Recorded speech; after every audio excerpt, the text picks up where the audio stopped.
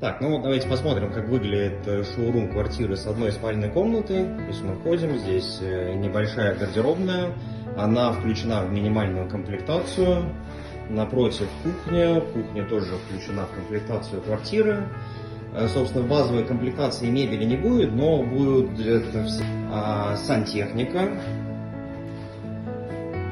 Вот эти вот полочки будут, и в спальне будут встроенные шкафы. Вот они. То есть, на самом деле, по сути, под свои нужды квартиру можно будет обставить, не знаю, за 2-3 тысячи долларов под ключ.